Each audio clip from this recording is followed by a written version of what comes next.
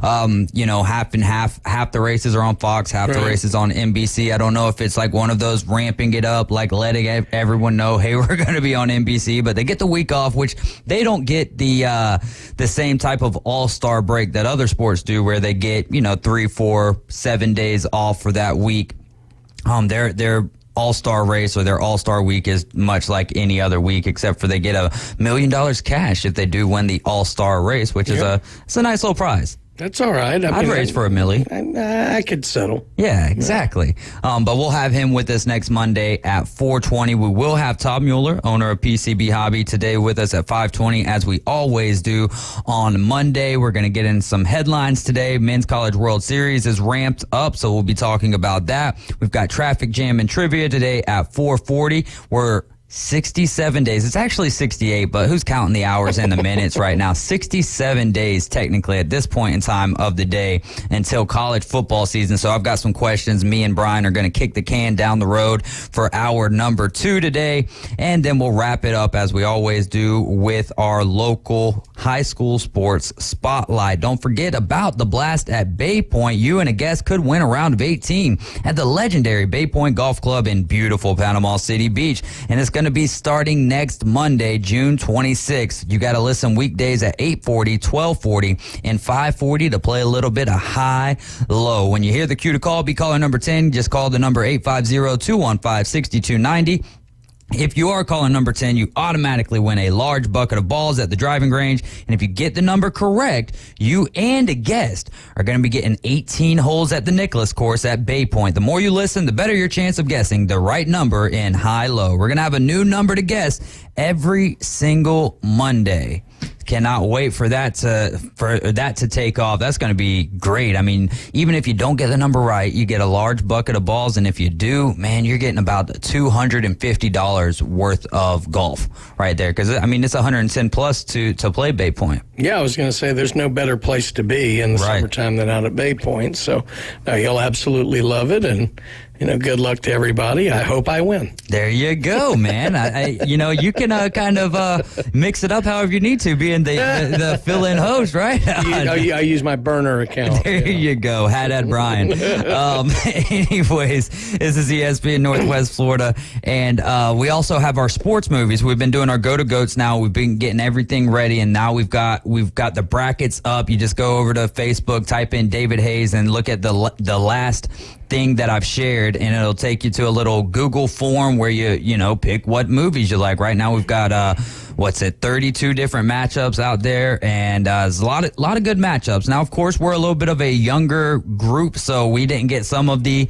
favorites out there. I would say that to someone of your age and a little bit older, there's some movies missing. I'll give you that, but at the end of the day, we're just trying to find what the best movie is, and it's really a time-killing thing to get us to football, which we're only 67 days away and only 80 days away from the NFL, which is why I wore this hat. This is my fantasy football commissioner hat for when we're running our fantasy football teams and running the drafts and all of that good stuff, so that people can just look up and be like, there he is, that's the commissioner. I don't wear a suit, I wear a hat.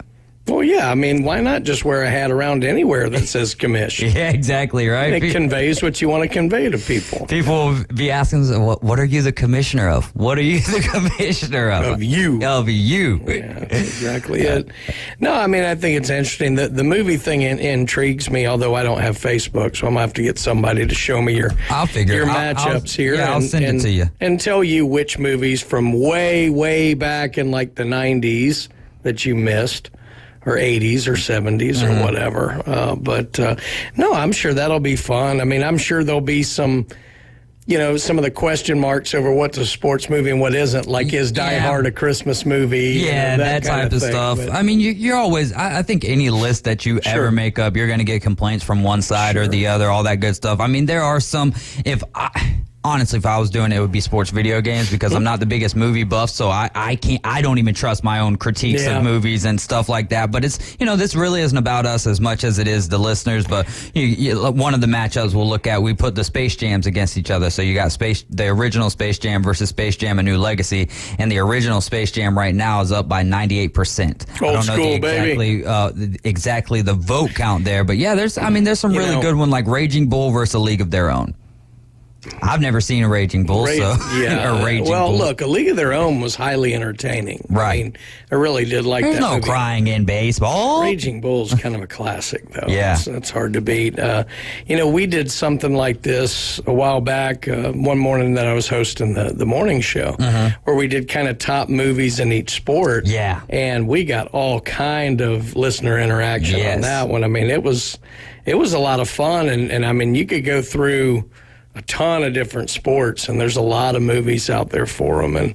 But I mean, there are some no-brainers, like when you got to golf, as great as Tin Cup is, there's nothing like Caddyshack, and Okay, things like that. so comedies rank a little bit higher for you. See, that's another thing that I find interesting when we're getting people to vote for this is really your style of movie and what sport the movie is about, and then there's also the other element of non-sports fans who will watch sports movies. Like I've just started to get Taylor into Ted Lasso, which if you've watched it, great. If you haven't, but it's one of those shows that you don't have to be a sports nut. You could care less about sports, but you're going to get into the show because of what it brings, and that's what sports movies do, in my opinion, is bring people together regardless of their status on a sports fan. No, and there's plenty of. I mean, we could do this list on shows too. Like, there's one that really has very little to do with baseball, but my God, if you've never seen Brockmire, dude, I never finished it. Well, the last season wasn't very good, but it's absolutely hysterical. I mean, it's not safe for work, by the way, people. But my goodness, was that funny? And Hank Azaria was so good in that role. Actually, Joe Buck kind of stole it, when he was in there, and it's just there's a lot of great shows, movies tied to sports and things. So I'm interested to see how this goes. It's interesting that you have, matchups across sport like that, like Raging Bull and League of Their Own. It kind of threw me at first, but no, that'll be fun to see how it plays out. You definitely get a sense of your audience, based on the votes on that deal. The only I wish that it wasn't. It's not Facebook it's not meant for Facebook or anything because we put it out there on Google Forms, but the platform that we're utilizing is Facebook to kind of share it out and stuff. But I wish that it had like its own website or something, attached to the station. But regardless, the last one I'll talk about, and then we'll find out the results for this Wednesday at 4:20 for round one, and then we'll move on to the round two matchups. But the 1976 Bad News Bears versus the 2005 Bad News Bears. Oh, Walter Matthau all day. 50% a piece right now. So Billy Bob's great, but you can't beat Walter Matthau on the original. And but that one's at least semi-close in my mind as well. But give me the original because it makes perfect sense for me by my age. That's the one I grew up on. So. What about Longest Yard? Which is also in here. I think the longest yards are up against each other. I didn't really watch the original. I mean, I'm aware of the original. I didn't watch it like when I was young. Right. I mean, I'm aware of it. I can't say I terribly cared for either of them, to be honest with you. So. Gotcha. That is perfectly A-OK. And we're going to dive a little deeper into the Men's College World Series, talk about some of the happenings, all the matchups that have happened, and, what we kind of expect for the future. I mean, big game tonight between Wake Forest and LSU, but that's not an elimination game. However, Tennessee and Stanford right now in the top of the ninth. Tennessee with a 2-run lead there, 6-4 over Stanford, 6-4 here. And this is an elimination game. The only team that has been eliminated now to this point is Virginia. Do you see some magic from Stanford to come back here in the ninth inning? I mean, this tournament has been a tournament of comebacks so far. I mean, there's been 6 games played up to this point. 5 have been decided by 1 run. That's so insane. It's nuts. And so, generally speaking, with what I'm watching out of Tennessee today, no, I would not say so, but nothing in this College World Series is out of bounds. I mean, it has been nuts. It's been exciting. It's been so much fun to watch. If you were a Florida Gator fan, last night was nerve-wracking to watch. Oh, man. I can't even imagine being a Florida fan and then coming out there with a 7th mound visit. Look, I've been on the Florida bandwagon all year, so I've got a bit of skin in the game, but I'm not a Florida Gator fan per se. I was nervous last night. I mean, I can imagine, being a diehard Gator fan trying to watch. I'd probably been outside, just pacing around. Tell me what happens. I can't watch it. So, but this has been a wonderful, wonderful College World Series. And, outside of the first Oral Roberts TCU game, games weren't really lost. They were won. I mean, There was a lot of weirdness in that first game. But outside of that, I mean, you've had some great comebacks, just some great early pitching performances. Some of the bullpen's been iffy, but I don't think there's been a single game where the winning team scored more than 6 runs yet. So it hasn't been the offensive powerhouse that a lot of the more recent College World Series have been. If I'm not mistaken, the highest, Tennessee's got 6. LSU scored 6. I think. That's the highest. Florida may have scored 6 when they came back and beat Virginia. So I think that's it. And that's surprising. That is, especially when. Well, we did talk a little bit about the pitching and how good it was, but one of the things that I can remember definitively from last Monday was, you got to have pitching to get to this point. But then once you get to this point, you better have a lot of good, powerful sticks in the lineup. Well, and that's been the MO in recent years in Omaha. However, you can understand Friday and Saturday while that's the case because most everybody's throwing their ace. Mm-hmm. But it was more surprising that yesterday it didn't really go any further. And because everybody's throwing their number 2, they're, into the second rotation of the bullpen.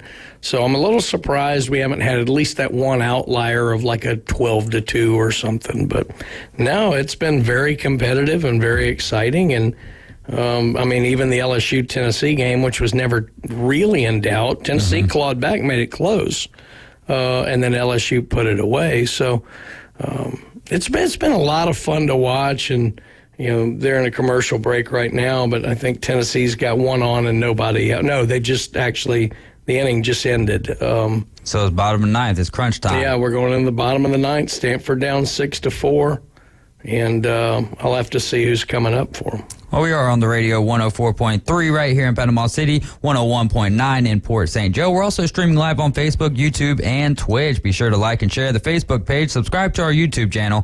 Download the app and register. Just go to your Apple App Store or your Google Play Store. Type in 104.3 ESPN Northwest Florida. You have a good Father's Day? Yeah, actually, I didn't work that much until last night, but I got to watch some baseball, got to watch some of the U.S. Open, watched a few movies. I just kind of fatted around. It was nice. There you go. No wonder you've been eating too much. Exactly. Wyndham Clark, though, winning the U.S. Open 10 under. He was 241st in the world last year, the day after the 2022 U.S. Open. But since then, he's won twice, and he's won more than $8 million in earnings just in the last 6 weeks here. Mm-hmm. What'd you think of Wyndham Clark's all 4 of his rounds, but especially to kind of stay composed there when Rory was breathing down his back? Well, it was interesting. I didn't watch a ton of the early rounds, and I certainly didn't watch a lot of Wyndham Clark. Right. I mean, I'm aware of him, but it wasn't who I was watching. I was excited that Xander had finally gotten in contention and then fell off like always. Yeah. If you look at yesterday, I was very disappointed that Ricky didn't have a good day because he's such a fan favorite. And he'd finally really gotten it going. I mean, there was one year, I can't remember what year it was, Ricky was in the top 3 in all 4 majors and hasn't won one. Wow. And so it's that orange on Sunday, man. He's something else. I mean, but it didn't work yesterday. And Rory just played kind of a pedestrian round. Scotty Scheffler was a guy who I really liked coming into yesterday because in every major, he trends up as the rounds go on. And I thought he was just inside striking distance. Wyndham Clark was just steady. He got off to the good start, gave one back, then got 2 more, went out and won under 34. But here's what's impressive. I think he bogeyed 15 and 16 or 16 and 17. I think it was 16, I can't remember. But he ended up bogeying 2. He had a 3-shot lead with 4 to play. Mm-hmm. And then he came to the 18th with a 1-shot lead with a 4-time major champion right there. Mm-hmm. And just went out and did what he needed to do, put one up the right side of the fairway, hit it up to about 60 feet, and 2-putted calmly for par. And There's nothing more U.S. Open than that par gets the win. So, that is a tremendous accomplishment for somebody who it's their first. I think I heard it was the first time he's finished in the top 75. Yeah. In a major. Yeah. I mean, that's amazing. And it was also the first time he'd made the cut at the U.S. Open that he won. And I think the last time that happened was Lucas Glover. Wow. Back in 2009. So, you hope this is the start of something big for this guy. I remember hardly anybody really knew. I'm not comparing them because they're very different styles and certainly physiques. But I remember a lot of people going, who's this Brooks Koepka guy? Yeah. Because Brooks didn't win many regular tournaments. He still doesn't win many regular tournaments, but he's amazing in the majors. So I really liked it. I thought he controlled himself extremely well. He handled some adversity down the stretch, but did what he had to do on the 18th, and that's the sign of a U.S. Open champion. Yeah, I really thought with that 59-footer there at the end, I don't pull for Rory McIlroy at all, but I always pull for who's ever in second place so that we can get a playoff. Yeah. And I was thinking 59 foot away, man, if he hits this thing just a little bit short, there's a chance that he could bogey and we could get into a playoff here, and it just never came to fruition. You do got to kind of feel bad, though, somewhat for Rory McIlroy. Set the U.S. Open records for total score with 271 and greens in regulation at 59 by a player who didn't win. Well, real quick, Tennessee just won. So okay, nice. So that was a quick bottom half of the inning. Stanford's been eliminated, so Tennessee will move on and will play the loser of tonight's game of Wake and LSU. To your point about Rory, it was interesting for the longest time. No one had ever even gotten to double digits in the U.S. Open. I want to say it was Gil Morgan. It could have been someone different. Happy? In 92. I mean, it was why the line in 10 Cup, which is no one's ever finished at 10. Yeah. So before that, no one had even gotten to 10. I think it happened in 92 for the first time. And then I want to say it was Gil Morgan. It was somebody like that. And he gave up the lead, and Tom Kite won that year. I believe, if I'm not mistaken, Tiger was the first one to finish at 10 when he won at Pebble. And he won by like 15 strokes or so? Yeah, but it is really impressive when you consider the U.S. Open that you could finish at 9 under and not win, because I bet that's won 99% of the U.S. Opens that have ever been. I bet there's probably 4 or 5 tops that have ever finished lower than that. I want to say Rory might have it Congressional. Tiger certainly did. I can't even think off the top of my head. I'm sure there have been 2 or 3 others, but that's it. And it certainly wouldn't have been any more before 2000. So that's quite an accomplishment in and of itself. And, we talked about last week, or not last week, Friday on the Inside Drive. That was last week. Yeah, when my days are all conflated here. But when those guys got off to their 8 under starts, where did we think it would finish? Right. And I thought it'd be 9, maybe 10. Ended up being 10. So they definitely did some work on the course. But, I'll tell you, the really impressive round, Tommy Fleetwood shot 63 yesterday. Yeah. And to do that on a Sunday is a lot different than doing that on a Thursday or a Friday. No doubt. Golf Jesus, they call him that for a reason. Yeah, and that was wild. And the whole Tiger Woods winning by 15 strokes at one of the U.S. Opens, I got to give credit to learning that on the Inside Drive sometime last week. I think I learned a lot about golf from 11 to 1 with the Inside Drive. He had almost the same margin in the Open Championship that year, too. Absolutely. Well, it's time for us to get to a break. We're going to take a quick time out. This is the Afternoon Underdogs on ESPN Northwest Florida. We'll be right back. Don't touch that dial. ESPN Northwest Florida, the sports talk monster on the Gulf Coast. Let's go! Destin, Panama City, and Mexico Beach. Listen on 104.3. In the Mariana, Chipley, and Bonifay area, hear us on 102.1. Swing, line drive, left center field, and now, Fort St. Joe, Apalachicola, and Weewa. It's 101.9. We have Northwest Florida covered. It's ESPN Northwest Florida. This is Joanna with ESPN Northwest Florida. Here is your weather forecast on this Monday afternoon. The rest of the day, moderate rain and likely thunderstorms, and 83 with a moderate breeze out of the southwest around 17 miles per hour. For tonight, likely thunderstorms and light rain and a low near 76. Tomorrow, definite thunderstorms and heavy rain and a high around 83. This weather forecast is sponsored by Mid-South Lumber, the best little lumber yard in Panama City. Thank you for keeping that dial on ESPN Northwest Florida. Rely on it. Hi folks, I'm Tracy from Tracy's Fine Jewelry. Shopping for the perfect diamond can be difficult, but that's why I've trained my staff to offer you a stress-free diamond experience. Me and my I Do crew have 50 years experience, and we have more certified diamonds in stock at the best prices in town. So if you're tired of high-pressure salespeople, come see me, your diamond girl, and my I Do crew at Tracy's Fine Jewelry, because we don't work on commissions. We work for smiles and I Do's. At Bay Breeze Bait and Tackle, you can find all the necessary items for an unforgettable fishing experience. From pin rods and reels to the best hand-tied rigs in Florida, we have it all. With the help of our friendly and knowledgeable staff, you can be sure that you have the right gear to make that big catch.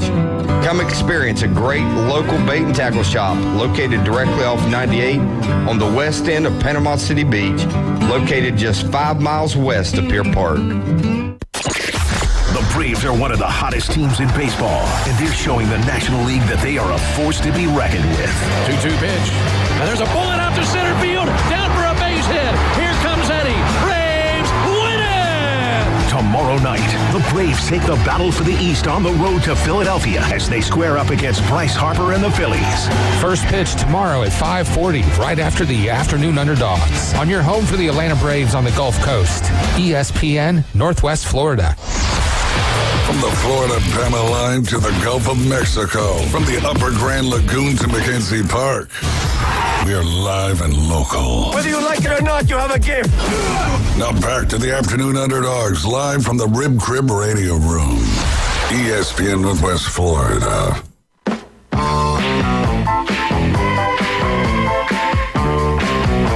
Where's my ribs at, Bone Crusher? This is ESPN Northwest Florida. You're riding with the Afternoon Underdogs. You're in the doghouse with David Hayes, Coach Brian Haddad, and Bone Crusher. Set your alarm clock to wake up with a Coach Hale Show weekday mornings from 7 to 9 a.m. for some in-depth local and college sports from expert insiders with a dash of controversy. And I hear that the host tomorrow is going to be what you've been hosting for almost a week now. Yeah, a couple of years. No, absolutely. It's going to be the Coach James Hale Show with Coach Brian Haddad tomorrow from 7 to 9. What you guys got on the docket for tomorrow? Jim Baran will be in. I'm sure we'll recap tonight's College World Series games. We'll go through that. Got our ever popular Alabama update every morning at 8. It wouldn't be the Coach James Hale Show without a poll or a list. So I'm sure we'll find out who are the top kindergarten football players being recruited right now. So we'll do something like that. Might have to talk a little bit about Coach Saban and his virtual reality boxing. Yeah, we have a lot of fun on the morning show. We kind of go places that a little bit awkward sometimes, so it's you need to listen in. It'll be a good time. Absolutely, got to push those limits. All right, we still got some more headlines, but for now, let's kind of stick with the Men's College World Series. Yeah. And let's recap a little bit of what's happened to this point. So the first game of the tournament was Oral Roberts in that. What was it? Bottom of the 8th, or it's top of the 9th. Top of the 9th comeback from maybe the best name in collegiate baseball right now with Blaze Brothers. I mean, come on now, it doesn't get much better than that. Again, you guys can give us your calls or text today at 850-215-6290. Let us know what you've been thinking of the College World Series and who you think will win it all.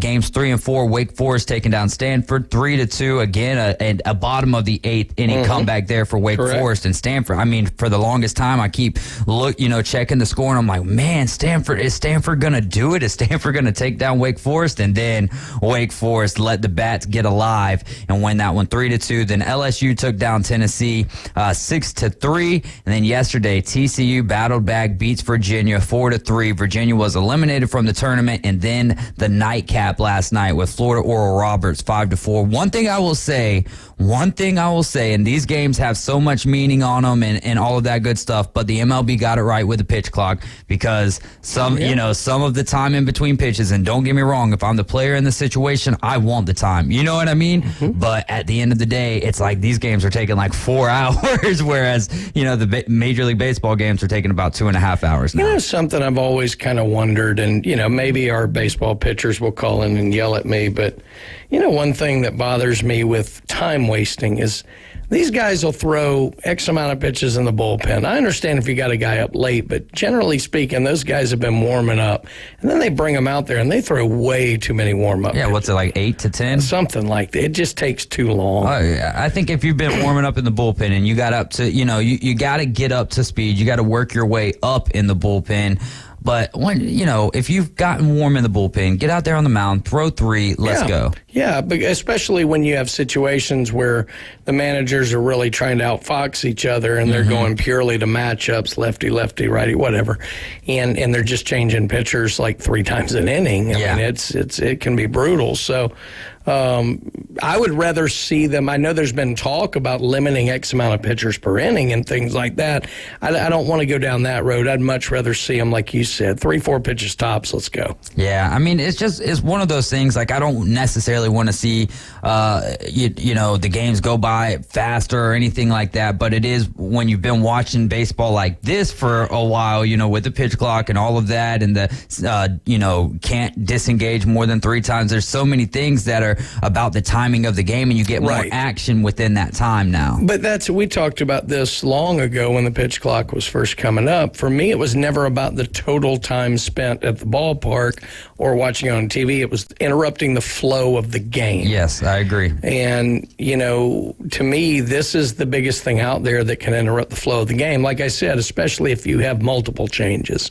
But, it's one of those minor irritants that's out there, and I would love to see that pick up, but, it's what it is. It is what it is. So, again, Tennessee moving past Stanford. So, Stanford and Virginia eliminated. Tennessee getting the win today, 6-4. And the game tonight, who do you like to win tonight? The big one, maybe one of the best matchups that we've seen to this point. But then again, you look at the scores of the games, you watch the games, you're like, man, there's a lot of close ones here. But Wake Forest, LSU, kind of break it down for me and give me your thoughts on that for tonight. LSU looked pretty good, but they always look good when Skeens is throwing. And he's not throwing tonight. Yeah. And who's it going to be? Ty? I can't remember. I saw it earlier, and now I've gone blank. But when Skeens throws, LSU's a completely different team. They're that much more confident. They're great. Wake Forest, I think them coming back the way that they did was exactly the shot in the arm they needed. I think that was kind of the last little bit of, we're here. And for me, I like their number 2 more than LSU's. I like their bats as much as LSU's. And so I think if this was a case where Skeens was throwing, I would like LSU here. But I think I would take Wake tonight. All right. I think I'm going to roll with LSU to I think that's what I said on the Inside Drive today. I think I'm going to take LSU, and then LSU will end Tennessee's season. Yeah, don't get me wrong. I would not be shocked if LSU won this game at all. Right. I mean, this is a battle of heavyweights. With the 2s going, I like Wake tonight. But tell you what, they got their work cut out for them to keep the excitement level up in this tournament. I mean, good gracious. Florida, you probably had 10 heart attacks watching Florida games if you're a Gator fan. The game against Virginia Friday, they go into the bottom of the ninth down 5-3. Ty Evans hits a solo shot. Langford comes up next, and Langford hits a ball that I think landed in my backyard from Omaha. This ball was crushed. He knew it. Everybody knew it. Ties it up. Then they go on and put, they may have loaded the base. I think they loaded the bases. And then they bring this poor freshman kid, Virginia brings him in fresh to face Heyman, and he hits a sac fly out to center as a walk-off, wins it. Then you go to last night. It's the complete opposite. Florida gets up pretty comfortably. Oral Roberts chipping away. They cut it to 5-4. They had it. It was bases loaded at 5-3. Got a fielder's choice to where they scored and go 5-4. There are 2 outs, first and third, down 1.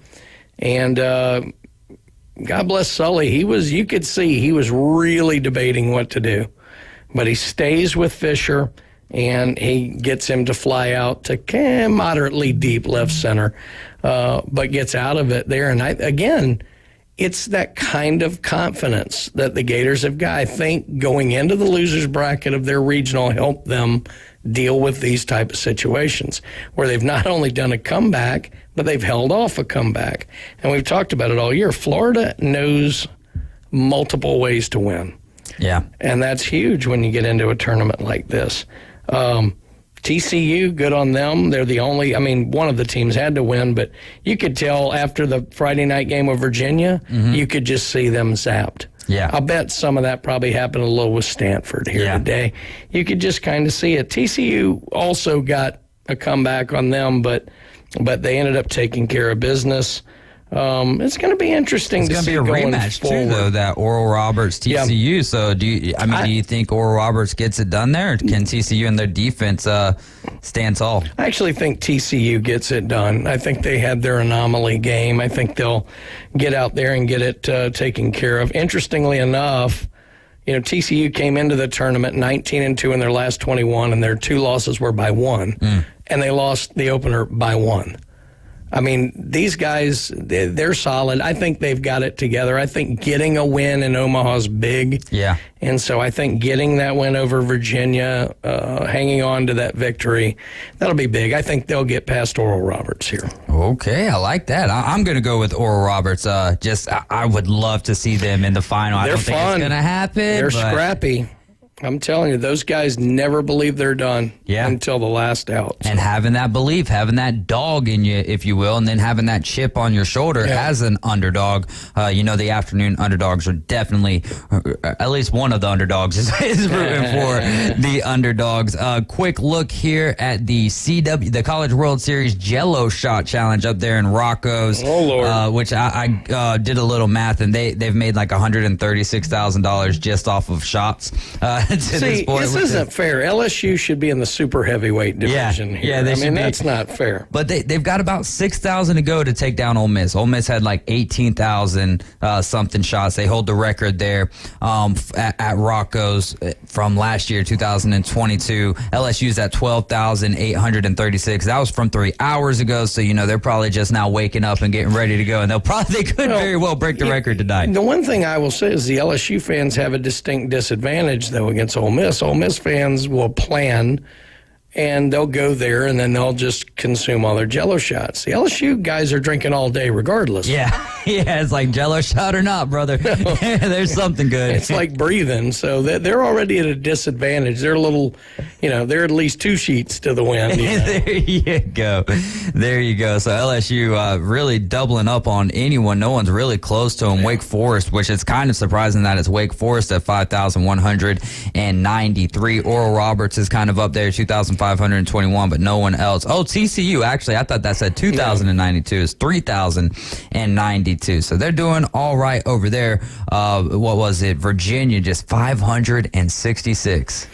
Oh, yeah, they're awful hoity-toity up there. There you go. They can't be into the Jello shots of the commoners. And Stanford right along with it. 692. Yeah, they can't hang with the common people. 12,836 for LSU. And I do have to put, I don't know if it was like this last year, but this year they're accepting remote payments essentially. So you could get on there, put your debit card on there and buy 100 shots or whatever, which is $500, and then they would hand them out to the crowd. This is the most genius marketing campaign ever, because I have never in my life, and look, I'm a little older, but they were a thing. I've never in my life gone, you know what I need is a Jello shot. No, but have you ever been somewhere and they've got like a plate of Jello shots walking around? Do you grab a couple, or you're like, no. I'm too good? You're too good for Jello shots? No, I was convinced that, the waitresses were making way too much money off of those things. And gotcha. Just, bring me my beer. I'm fine. There you go. Man, if it's blue Jello, I can't turn it down. I'm telling you, anything blue, brother. I don't want to glow in the dark. It's just, it wasn't my thing. Yeah. Well, we're going to be talking with Todd Mueller later on today with PCB Hobby. Yeah. We'll be talking all things hobby, coins, TCG, sports cards, comics, all that good stuff. But I wanted to ask you, sometimes we don't get to get into current value or card values and all that good stuff. Who are you looking to right now in the College World Series to kind of increase their card value, increase their draft stock, all that good stuff, but mainly from the card side of things, the card perspective? Well, you're going to be looking at the guys who are going to be drafted high, and then there's a secondary prospecting play when you see guys get into systems and then they start hitting the prospect lists and whatever. So for right now, you're looking at the guys who are most likely your first round picks and your guys who are going to be drafted into systems are very good. So, you're looking at Dylan Cruz, you're looking at Skeens, you're looking at Wyatt Langford as probably the top 3 picks off the board. What about that Quinn Matthews guy from Stanford? Has there become any more buzz from that complete game? Not necessarily more. These things are they don't get swayed too much by one game. Yeah. Nobody overthinks things more than a baseball scout. Does football sway a lot from game to game, or is it pretty stagnant? I'll give you an example. I don't think as many people were that high on C.J. Stroud until the semifinal game against Georgia. Gotcha. And then he's the second draft pick. I don't know. I mean, his talent may have had him go there anyway. Yeah. But my point is that there were some feelings that he was a little aloof, wasn't necessarily as engaged, wasn't necessarily the big locker room leader, wasn't tough. And boy, he showed out in that Georgia game. I do think that changed a lot of minds, and I do think that pushed him up the board. But as you can see in football, the combine numbers can push you. I mean, look at Anthony Richardson, for crying out loud. So, it's different with baseball. Like I said, right now it'll be all about draft position.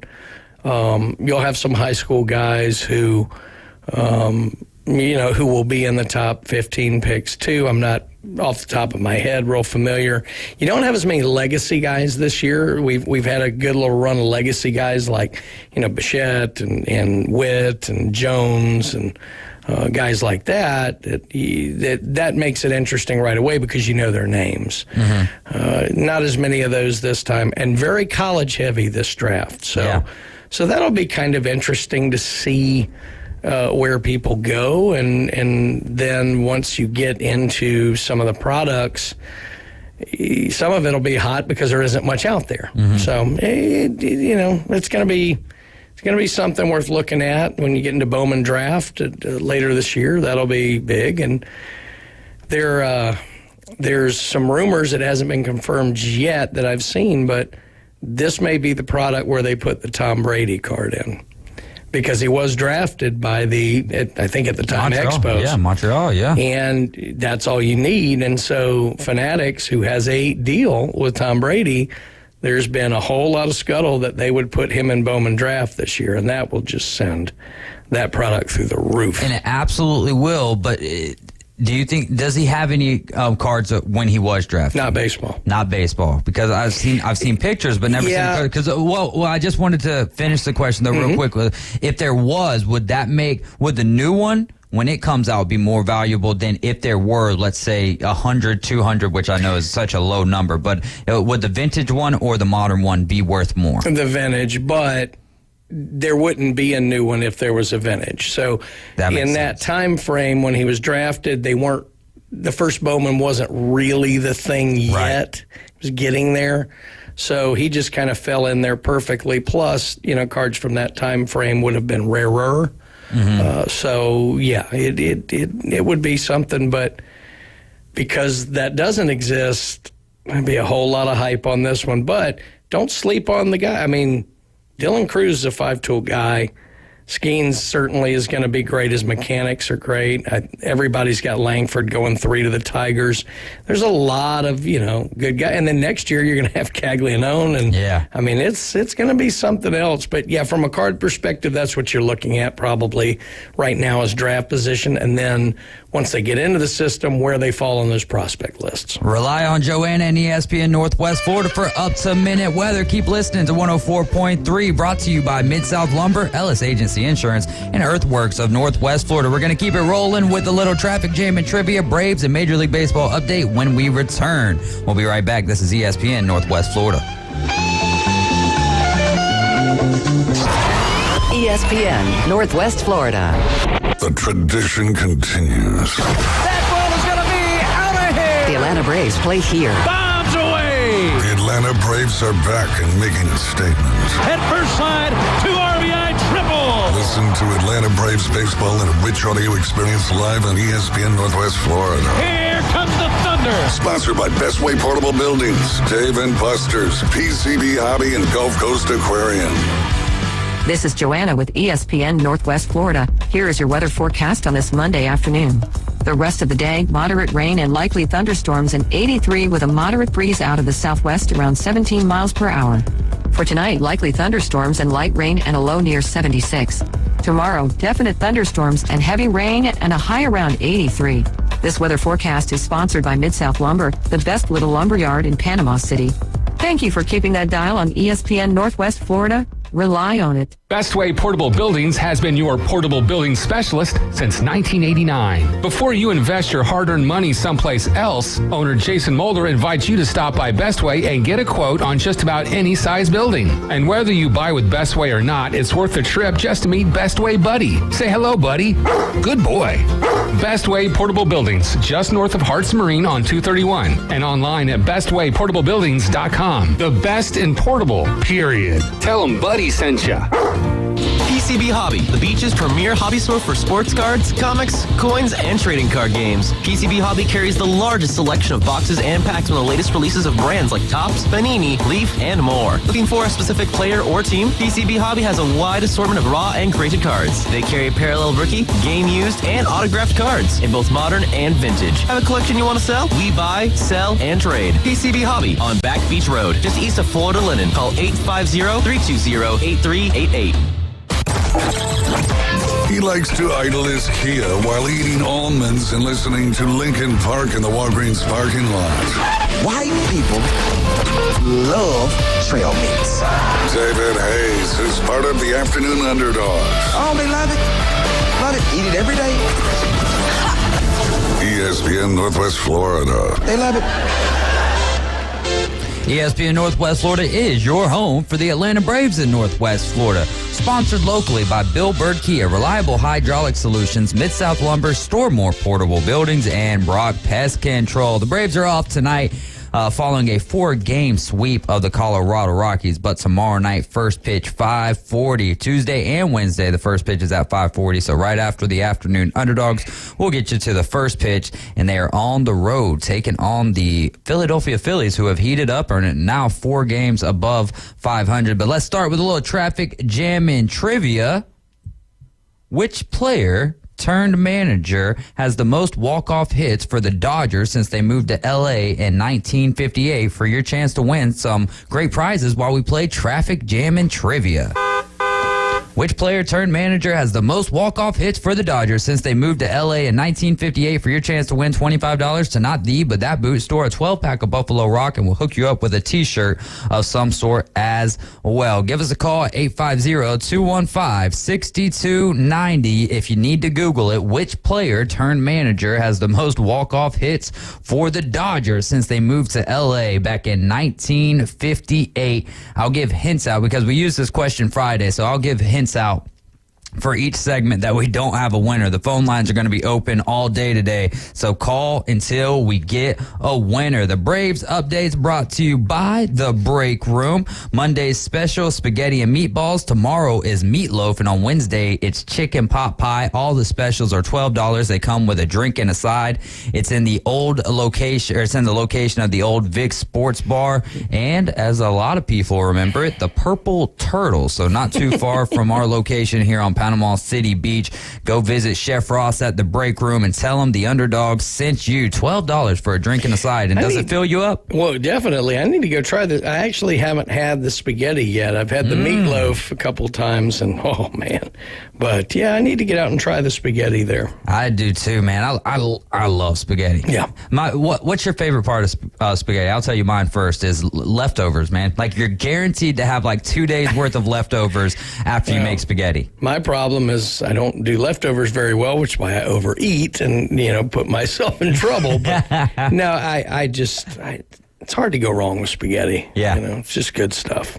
Well, let's get into the abyss. We've got a caller on line 1. You're riding with the Afternoon Underdogs. Tell me, which player turned manager has the most walk-off hits for the Dodgers? he didn't even want to stick around to play a little trivia with us. Give us a call back at 850-215-6290. Which player turned manager has the most walk-off hits for the Dodgers since they moved to L.A. back in 1958? Braves off today after the 4-game sweep of the Rockies, won the last 2 in the doubleheader against the Detroit Tigers as well. They did drop game 1 of that, but they found those bats. They found those bats tremendously. In fact, Ryan Mulvey, actually I had a few friends there at the Braves game at Truist Park for the weekend, and Ryan went to 2 of those games. And then Sunday I was listening to the game on the radio, and the Braves were down 4-0 at the point, found a way to get down 5-0. And I was about to text Ryan and be like, get your tail back to Truist Park right now, because you must have been the good luck charm. I mean, they were doing everything. What are they on, a 6-game streak right now? 6-game win streak, yep. I mean, it's impressive. I mean, other than the little PR disaster yesterday, which I'm sure you're about to get into. Oh, man. When they hearing that, and we're gonna get right into that Charlie Culberson story, but hearing that on the radio before the game started and everything, I was just like, man, because if you're a Braves fan, Charlie Culberson, even though he doesn't play a lot, holds a place in your heart, man. He was great for us in that World Series run, and just Georgia native. Yeah, he's a Georgia native. So many good older, things. Well, let's get over to the phone line. We've got Richard, who's calling from Fountain. You're riding with the Afternoon Underdogs. Richard, how's it going today? Pretty good. How you doing? I'm doing fantastic, my man. Which player turned manager has the most walk-off hits for the Dodgers since they moved to L.A. in 1958? Is it Dusty Baker? Yes, sir. He's got 14 of those walk-off hits, and you just won $25 to that boot store, man. So they're going to be hooking you up.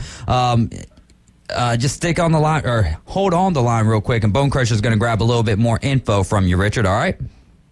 All right, I appreciate it. Yes, sir. That is good stuff right there, man. I was a little surprised, not so much, a little surprised that we didn't have a caller on Friday, but Friday during the non-college football season is a very slow day. Sure. You've hosted every single day. You know what I mean? We had a great Friday on the Inside Drive, though. We did. We had a lot of fun there, and, talked about a lot of the U.S. Open, but we got into everything. Of course, the John news dropped during the show, and, we were avoiding, houses and witches and things flying by, and whatever tornado went through here. But man, but it was something else. But get back to this Culberson story. So we talked about it this morning.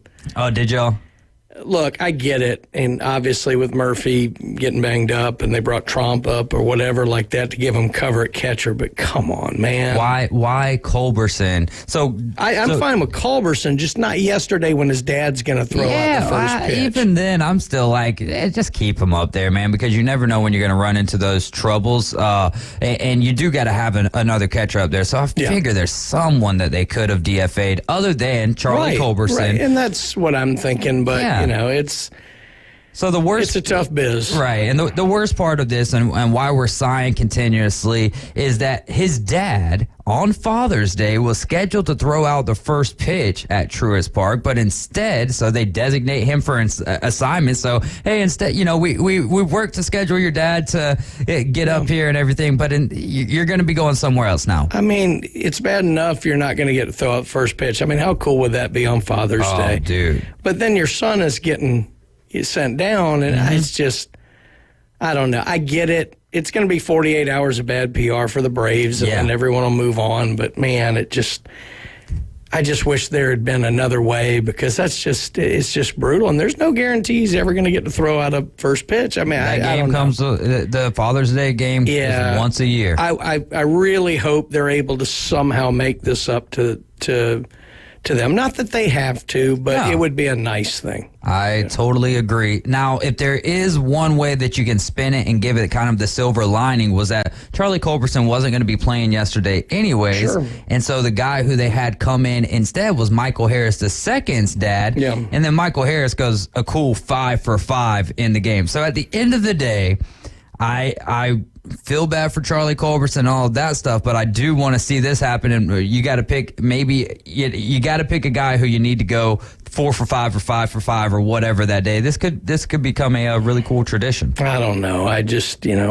had it set up. Yeah. Georgia native. Yeah. Was 34, 35 years old, something like that. like our president says, come on, man. Come on, man.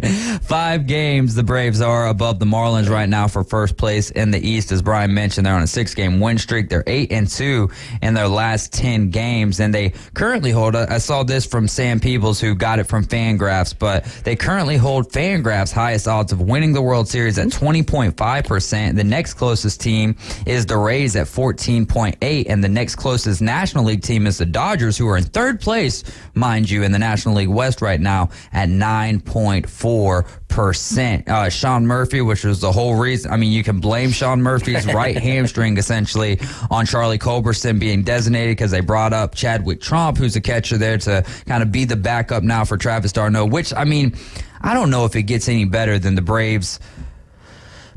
You wouldn't call it the battery, but their catching room. I mean, with Sean Murphy, the way he's playing, you can make the argument that he's an MVP candidate, or at least, was up until this point. Travis d'Arnaud was out for a month with a concussion, but when you've got both of those guys, I mean, how many other people are trotting out their catcher for the designated hitter spot? Yeah, no doubt. I mean, it kind of reminds me old school Braves when you had Javi Lopez and Eddie Perez. And Eddie was what, Maddox's catcher. Dude, that used to drive me bonkers, but as a kid, I'm like, why is it? Because I loved Javi Lopez. So because I loved Javi so much, I almost had like a slight disdain because of ignorance for Eddie Perez. Well, and I think before that was when you were still holding on to Greg Olson, and then Javi became such a stud. That you had a little bit of that too. So yeah, it's certainly fun, and you can never have too many good quality players, and if you can keep them happy and around, that's great. Usually they want to move on if they're not playing. But, certainly a nice problem to have if you're the Braves. That is definitely, you're 100% right there. Braves are getting ready for a 3-game set with the Phillies, who are now above 500, 4 games above 500. So they've been playing pretty good. Yesterday, Father's Day, MLB had 603,303 fans attend across the 16-game slate. That's the highest attendance total on any Sunday since September 28th. In 2008, which had 612,669 fans. That was the final full day of that year's regular season. The best average attendance for a Sunday, though, since 2014, yesterday, with those 603,000 fans, which, I mean, baseball needs that, right? Yeah, and I'm curious as to why that is. I mean, obviously Father's Day, a big thing, and certainly fathers and sons with baseball is not a new thing, but I wonder if the pace of the game has changed people's minds about going to the game. Yeah. I don't know. I always loved having a long time at the park. It was on TV. You wanted to sped up, but it may have had something to do. I'm curious. I wish maybe there was some exit polling or something with people like, what brought you out here, something like that. But certainly good for the game, for that idiot commissioner. Unfortunately, he'll probably take credit for it. Yeah. But no, I think it's great for the game of baseball, to get more fans in the stands. And I'm sure TV numbers are up with a shorter contest this year. It's good because, baseball was, slowly kind of drifting off in the public's mindset. And we need to get it back out there in front of more people because it's such a wonderful game. Yeah, and it marks the first back-to-back weekends of more than 1.5 million fans. And since 2017, MLB averaged 37,000 fans per game across Sunday's action. And that's actually the highest such number on a Sunday at any point of the regular season since 2014 in June, where it was 38,174 per game. So back-to-back weekends now of more than 1.5 million fans, which again, I mean, everything that you said lines up exactly perfectly with what's going on. But the game of baseball needs this. And another thing that I think that we can attribute it to is, yes, the time is a huge factor there, but also some of these stars that are in the game now, it's like you can't really go to a game without there being some superstar there in the stadium at that point in time. Even look at the Reds. I would say maybe the A's are about the only team that don't have like a legitimate superstar. Yeah, and they got Brent Rooker in the making. Yeah, that's probably true. He'll be a Brave next year. But no, it's. It's good. There's a great crop of young talent in the bigs. Mm-hmm. and it's been needed for a little while, and I think it's good. It makes the game seem more exciting, more hip, if you will, and young people are starting to come back to baseball, and that's only a good thing. So that absolutely good is. on them. And I mean, another thing that bodes well for the future of baseball is all of how deep this college draft is. No doubt. I mean, look, I can remember when, college baseball was where you went if you weren't good enough to get drafted. Right. You might be a late bloomer, something like that, or you had the very random case of someone went in maybe the top 4 rounds who decided they wanted to play college ball. I love the fact that these guys are playing college ball now, and I could argue with NIL, and granted, NIL baseball deals are not very big compared to some of the other sports, but with NIL, with the entire support structure that exists on not just the college team, but a college campus, it might very well be a better setup to prepare you for major leagues and for life in the major leagues than the farm system is. Yeah. And, so getting these guys in these top-level college programs with all the resources there and the fact that they can make money off of their name, image, and likeness, I think it's only going to have college baseball grow even further. Then if you're Major League Baseball, you love having them young, but it's what we talked about, the other day with the Pete Incaviglia going straight to the bigs. You might see a much quicker path to the bigs now for some of these guys because they are going to be a little more mature as they come into the system versus where they were. You've still got adjustments with a wooden bat and things like that. But right. I think college baseball expanding is a very good thing. I love it, man. Also loving the giant sweep in the Dodgers. The Red Sox, back-to-back weeks now on Sunday Night Baseball. Alex Cora was not a huge fan of that, being the Red Sox manager. And then the Red Sox sweeping the Yankees. Gotta love that. And then the Reds sweeping the Astros, another one that you just have to love. I mean, the Dodgers, Yankees, and Astros all getting swept in the same weekend is awesome. We're going to keep it rolling here with hour number 2. Dive into a little college football. It's the Afternoon Underdogs on ESPN Northwest Florida. Hour 2 is up next.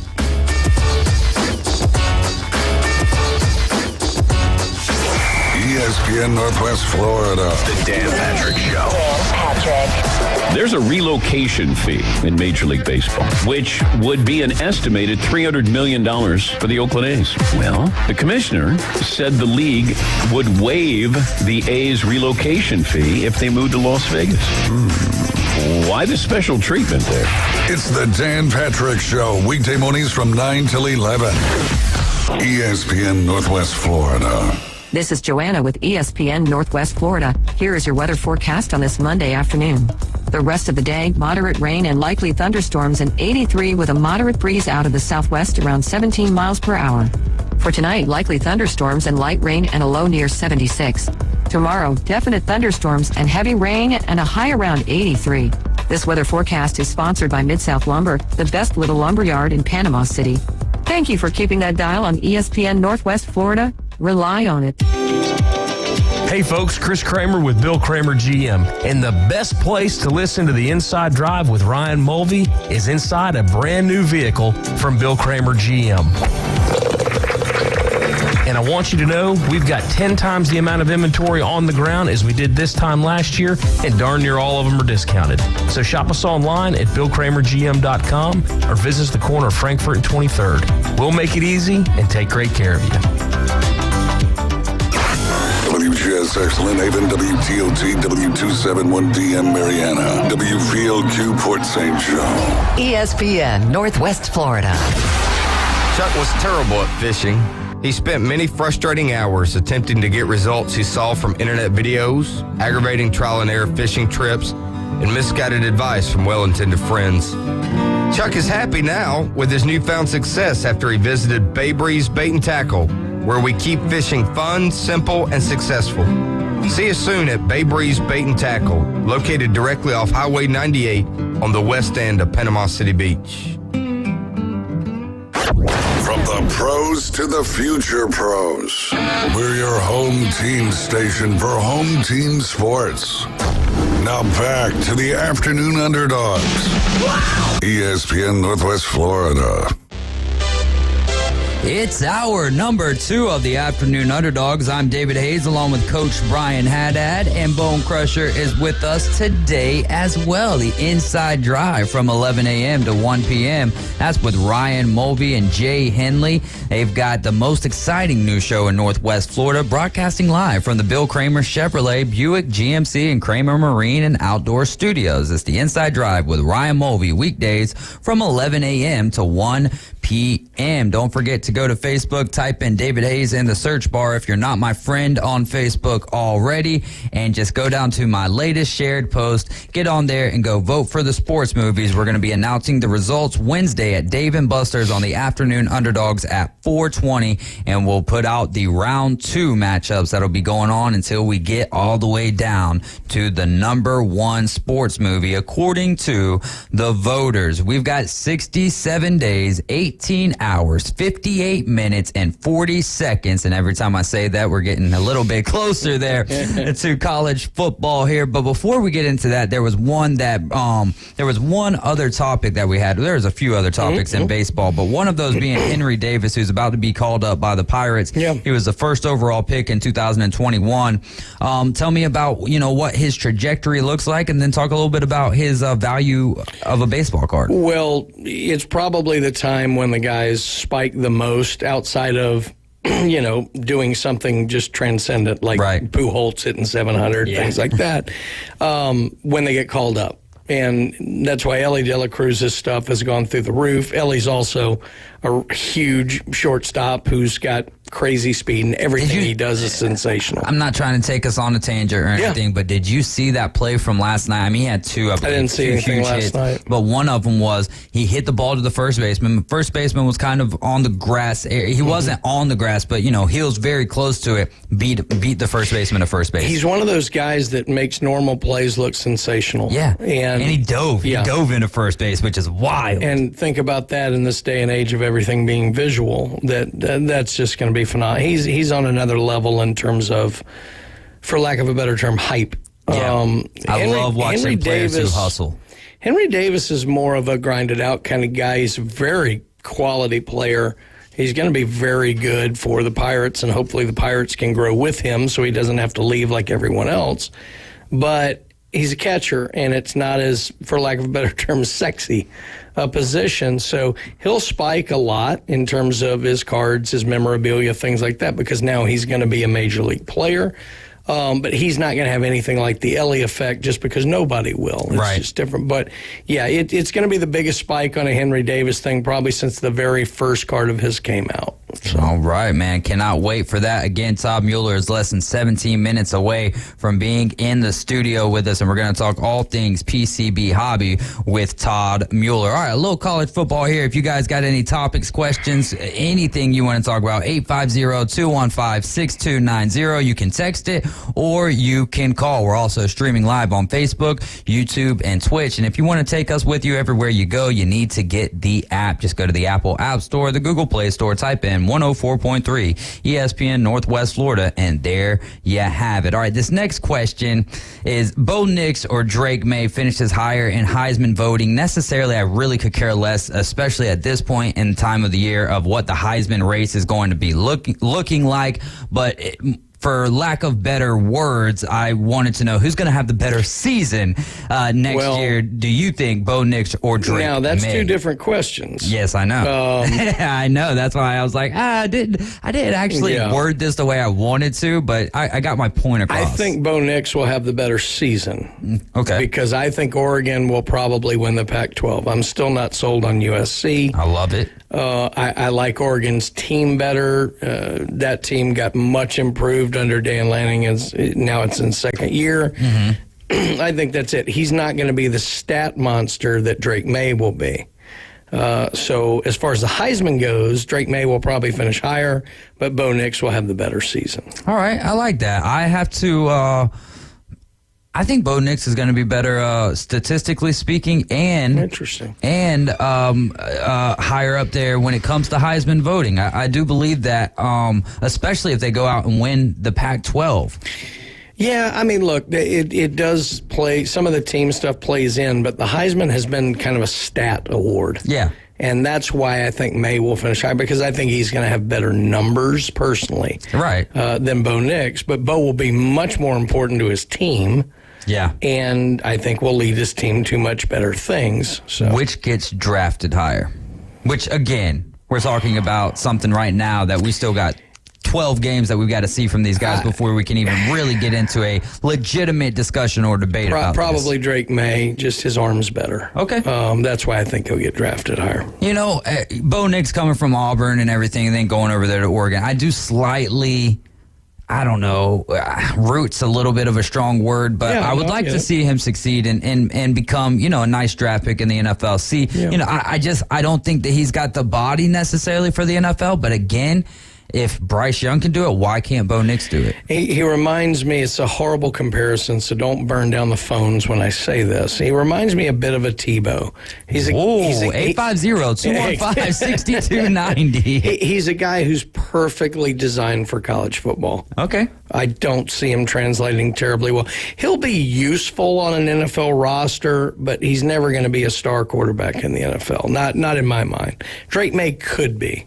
It's odd because I have another question later on that's Penix Jr., Michael Penix Jr. with Washington or Jordan Travis. And in all reality, I could have done Drake May versus Jordan Travis and Bo Nix versus Michael Penix Jr. and kept them all in the same conferences. But let's dive into our beginnings in college football. Who was the starting quarterback for your favorite team or of your favorite team when you first became a college football fan? And Todd, if you've got one here, Bone Crusher, if you've got something here, I'd love to hear you guys' answers. This one is easy. I talk about him all the time on the morning show. My cousins got me into Alabama football very young. Walter Lewis was the starting quarterback when I really became an Alabama fan. And, you know, looking back now, he's not nearly as good as he seemed to be at the time. But I loved him. He was a great player. My answer's the same way. He's still one of my favorite players of all time. So Walter Lewis for Alabama for me. Todd, you got one here? Ask me the question again. Unfortunately, I was reading my phone and not paying attention. No, you're good. You're good. Who was the starting quarterback of your favorite team when you first became a college football fan? So that's funny. It was Alabama. Growing up, I didn't follow college football at all. Believe it or not, I was NFL totally. NFL, and then of course NBA. Where did you grow up? And so I grew up in Oregon. So it makes sense. So the Trailblazers. I was all into basketball actually. So when I actually started watching NFL football, or excuse me, college football, it was mostly in Alabama, and got really into it. And it was actually A.J. McCarron. Hey, there you go, man. Yeah, believe it or not. I know he's had a tumultuous career, but I was watching him, and that really got me excited. And I really do actually like to watch college football today. Yeah. It's one of my favorite things to watch, actually. Yeah, and I guess considering how great his college career, you could say that his NFL career was, tumultuous, but as a backup, I mean, he did exactly his job and then won MVP of the XFL this year. And I think he'll be back. And I actually NFL did watch a couple of the XFL games with him playing, which was quite interesting. Absolutely. Let's get over to Bone Crusher. What about for you? Who was the starting quarterback of your favorite team when you first became a college football fan? Well, who was handing the ball off to Herschel Walker? Is that for Georgia? Buck Ballou? Yes. Is that right? Yeah. Buck Ballou. There you go. Then what a name. Sounds like a whale. Sweep right, National championship later. National championship later. How about them dogs? There you go, man. Back to back for the dogs here in 2021, 2022. And we'll see if they can make it a third. It's going to be very interesting. For me, we've got 3 Alabama answers here and a Georgia answer. So for me, it was a guy from Rainbow City, Alabama, Brody Croyle. Again, not a guy who was, you look back on it, you're like, why was this guy my favorite guy? But he was the quarterback of my dad's favorite team, which was in turn was my favorite team, and just really enjoyed number 12 and Brody Croyle. Moving on here, which team has the best first year in the Big 12 out of Cincinnati? BYU, Houston, or UCF. I'm going to go with the Golden Knights of UCF here, more or less for a selfish reason. I guess it wouldn't be a selfish reason, but a selfish for Bay County reason. Randy Pittman's going to be playing with the Golden Knights next year. So I want to see UCF, and I think, man, if UCF can do damage in the Big 12, which, isn't the SEC or the Big 10, but the money UCF is going to rake in now from their TV deal with the Big 12, I think it goes from $6 to $22 million, which is $16 million that they can infuse use for their program. So for me, I'm going to go with UCF. This is a tough one. UCF's a good shout. I'm kind of leaning BYU here. I just, they kind of got on the wrong side of a couple games last year, but they started out hot as could be and really looked good. I don't know. Getting them in the Big 12 where they feel like they have a better path into things, I don't know. Something about BYU just strikes that they're going to have a big season this year. I was going to say phone a friend, but actually, I agree with Brian. BYU, I actually do believe. I've always, for the last 5-10 years, I mean, you hear how successful they have been doing what they do, but it seems like those teams never get in the big show, right, and never have a chance. Now, let's be real, the SEC is good. So it's just good. Yeah. So would they ever really have a chance? I mean, I don't know. But the fact of the matter is I think that BYU would be definitely one that I would choose. Wright State Chris chimed in on the previous question about your starting quarterback of your favorite team when you first got into college football. He says Gino Torretta. He's still a Canes fan, but not as much. And for Cincy, it's Ben Mock and Tony Pike. So there you go. Glad he didn't go with Desmond Ridder there, but we'll see what Desmond can do for the Atlanta Falcons this year. If he gets any time to start, who knows if it'll be Taylor Heineke or if it'll be Desmond Ridder. Mel Tucker, this is a great question for you here, Brian. Mel Tucker gets an unwarranted amount of hate. Is that true or false? No, but only because of the word choice. Okay. It's not unwarranted. Is it too much? Yes. Oh, really? But it's not unwarranted. Why do you think it's too much? Well, I think it's too much because, first of all, coaches get too much credit and too much blame, quite frankly. But I think Mel Tucker, I think that the normal progression of a new coach into this system would have been a little bit slower. He walked in, Kenneth Walker had a big season, the schedule fell right for them, and he probably overachieved what he should have. And so it set the expectations higher than they would have been right out of the gate. So the same reason it's going to be too much is the same reason it's unwarranted, and that has to do with the $85 million contract. Right. He gets too much because he signed an $85 million contract. But you can't say it's unwarranted because if you're paying somebody that kind of money, you do expect a little better results than where they went last year. So I do think it's somewhat warranted, but it's probably a little over the top. I think they need to be just a touch more patient. Now, he comes out and goes 6-6 this year. How can you justify that contract? Yeah, exactly. So I mean, all of that money based off 1 year, and how many times have we seen teams be a flash in the pan type team where it's just 1 year, the next year you have all. I mean, look at Arkansas, and I don't want to, throw Coach Sam Pittman under the bus because I don't, head coaches get a lot of blame here, but man, how excited were we after that first year for Arkansas under Sam Pittman, and then every year is all of this hype, but no results, no backing it up of any sort. Yeah, I mean, that's tough, and I don't think Arkansas necessarily played that much worse. They just had some issues at the quarterback position, and that's so huge in the college game. I don't know. I still like the way Sam Pittman put his squad together even last year. And I was one who expected a lot more. I thought they were going to be second in the West last year. Yeah. And they just weren't. Like I said, with Michigan State, it just seemed like they just caught lightning in a bottle right out of the gate. And I do think it put some unrealistic expectations out there that probably weren't terribly fair. But look, it's college football. It's not fair. That is true. That is true. Nebraska or Wisconsin is going to have a better year with their new coach. For me, I'm going to have to go with Wisconsin in this particular situation.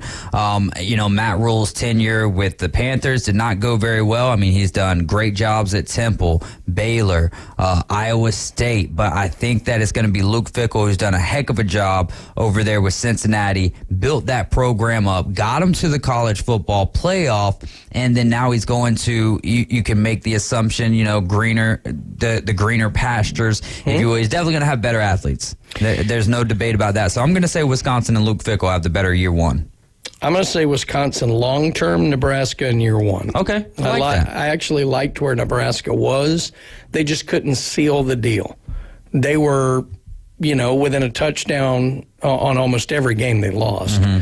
And, they just couldn't seal the deal under Frost. And so I think they're really close to being pretty solid. Now, I haven't gone real deep. I don't know what they have coming back in terms of transfers. I know Wisconsin just lost their starting quarterback, and I like Matt Rule. I loved him in college, and boy, you want to talk about turning around a program. Look what he did at Baylor. Mm-hmm. So give me Matt Rule in year one, but Luke Fickell long term will have a much bigger impact on Wisconsin than even Matt Rule will have on Nebraska. College football is better when this team is good. Just any team. And don't give me the Alabama, Georgias, the Michigan. No. A team who's not very good right now, but college football is better when they are. Well, the answer to this question, this makes me sick to say it, but it's the truth. College football is better when Notre Dame is good. Okay. Oh, my gosh. You guys stop. That's exactly what I was going to say. Yeah. I was going to be like Notre Dame. Yeah. I hate saying that, but it's the truth. It is the truth. It's absolutely better when Notre Dame is good. And quite frankly, it's better when somebody in the West is good. So let's say USC. Yeah. I know we love our Southeastern football, and they play too late out there, but football, it's exciting to see Oregon. Like that. Football is better when it's more national. Mm-hmm. And so getting someone from the West Coast or a couple of teams, whatever. Mm-hmm. I mean, in my lifetime, Washington has won a national championship. So Oregon's played for them. USC has won them. Not quite old enough for UCLA to have won them, but, they've been around. So I think that's going to be, the answer to this is Notre Dame. As much as I'm not a Notre Dame guy, it's just they're synonymous with college football. I'll take Oregon on that one just to say, just because in the end, I remember when they played Auburn in the national championship, and of course Cam Newton, beat them. But man, I would have loved to seen Oregon win, and it's exciting that they get close. Yeah, I think it was the running back LaMichael James. Yes, LaMichael James. Yeah, man, that was, and their jerseys do it justice as well. Yeah, go Ducks. Right? Go Ducks, man. That's where my fiance's parents live over there. What's actually Vancouver, Washington, but not very far at all. They lived in Oregon the first time, then they moved like a couple times here in Florida, and then moved back up there to Vancouver, Washington. So for me, I'm going to go with an SEC team here just because they've been down for a little while now. I'll go with Florida. When they're better, the rivalry between Florida and Georgia, that game in and of itself is going to be a big time deal regardless. But when Florida's better and you have, if we can get Florida playing how Tennessee was last year and Tennessee's still staying at that level, then the SEC, you just look at it and every single week you're like, what in the world is going to happen this week? You get so many of those good games. So I'll go with Florida. I really, especially for, the Florida State rivalry game last year was amazing, but there was, the lead up to it wasn't as special as normal because Florida's down in the dumps and Florida State's having, the year that they've been thinking they're going to have since they hired Norvell. So I'll go with Florida and the Gators there. Yep. Let's go FSU or LSU week one. Who wins? It's tough because it's one of the few matchups where you actually have returning productive quarterbacks on both teams. I just think there's something about the FSU team this year. If they have any issues at all, it's going to be some depth on the defensive side, and that should not be an issue in game one. I think they got some confidence from beating LSU last year. LSU is going to be really good, but I'd take FSU week 1. LSU all the way. All right, I like that. I think I'm going to go with the Tribe as well here in FSU. It's really hard to say that because there's no way that LSU is going to be worse than what they were last year. They were the SEC West champions last year. Brian Kelly in year 2. He's had a full offseason now to kind of get that roster into the position he wants it to be. It's been a long time since he's been able to recruit athletes that didn't have to have the academic standards that Notre Dame puts on them. So it's really hard for me to say that, but I think Jordan Travis and the gang, they've got it figured out. You're riding with the Afternoon Underdogs. You're tuned into ESPN Northwest Florida. We're going to take a quick time out. We're going to be right back with Todd Mueller, owner of PCB Hobby. We're talking all things hobby. Keep it locked in. ESPN Northwest Florida. ESPN Northwest Florida is already your home for the most live and local sports talk. And now we're taking... Oh, he got all of that one. The Inside Drive. Ryan Mulvey, middays, 11 to 1 inside the Bill Kramer Chevrolet Buick GMC and Kramer Marine Outdoor Studios. The latest reactions to the biggest stories happening right now. Plus, interviews, sports betting, and your calls. You got to be pleased with that. On ESPN Northwest Florida. Good evening. This is Joanna on ESPN Northwest Florida with Monday's weather forecast. Likely thunderstorms and very light rain tonight with a low near 76 and a wind between 5 to 10 miles per hour. A chance of thunderstorms and very light showers tomorrow morning and a temperature of 83. About the same in the afternoon and evening around 83 with light showers and likely thunderstorms. This forecast is brought to you by Earthworks of Northwest Florida. Thank you for listening to ESPN Northwest Florida. Rely on it. The road is yours this summer in a new Kia from Bill Bird Kia. Stop by and check out the Bill Bird Kia SUV family that is built for all-in adventures and endless possibilities. Whether you're traveling on the highways or off-road, you'll do it with grace and grit. Now offering 3.25% APR up to 48 months on the purchase of a new 2023 Kia Sorento. You'll get the perfect balance of comfort and safety and technology. Bill Bird Kia is the home of the 20-year, 200,000-mile warranty. Stop by and see us today at 2435 East 15th Street or anytime at BillBirdKiaPanamaCity.com. We'll treat you like family and give you the peace of mind that you can trust. Offer from Kia Finance for the purchase of a new 2023 Kia Sorento with $22.22 per month per 1,000 finance at 48 months. Quantities limited. No down payment required. Cannot be combined with other finance offers. The 20-year, 200,000-mile warranty is a Bill Bird Kia warranty. See dealer for complete details. Offer for well-qualified buyers. Must take delivery from dealer stock through 7/5/23. The Braves are one of the hottest teams in baseball, and they're showing the National League that they are a force to be reckoned with. 2-2 pitch. And there's a bullet out to center field. Down for a base hit. Here comes Eddie. Braves win it! Tomorrow night, the Braves take the battle for the East on the road to Philadelphia as they square up against Bryce Harper and the Phillies. First pitch tomorrow at 5:40, right after the Afternoon Underdogs. On your home for the Atlanta Braves on the Gulf Coast. ESPN Northwest Florida. In your face. Questionable calls all over the NFL this year. On the field. Quantify to put a value on momentum. You can't do that. And in your radio. Hashtag NFL rigged. Now back to the Afternoon Underdogs on ESPN Northwest Florida. It's ESPN Northwest Florida with the Afternoon Underdogs. I'm David Hayes along with Coach Brian Haddad. We've got the owner of PCB Hobby, Todd Mueller, and Bone Crusher with us on the ones and twos. ESPN Northwest Florida is your home for the Atlanta Braves. No Braves tonight, but we're going to get out there to Philly tomorrow. First pitch at 5:40. The Atlanta Braves are sponsored locally by Best Way Portable Buildings, Dave & Buster's, PCB Hobby, and Gulf Coast Aquarium. So, Todd, thank you for sponsoring the Atlanta Braves, and tell us what's the latest and greatest is that's going on down there at PCB Hobby. All right, got lots of stuff going on. We are in swing of summer, y'all. Swing of summer, and we have the visitors upon us, so it's been really great. Had a lot of people come through, and it's been very busy. Our biggest task and our biggest promotion that we're doing right now is our website, PCBHobby.com. If you haven't visited PCBHobby.com, you really need to. We have a lot going on there. We have organized play.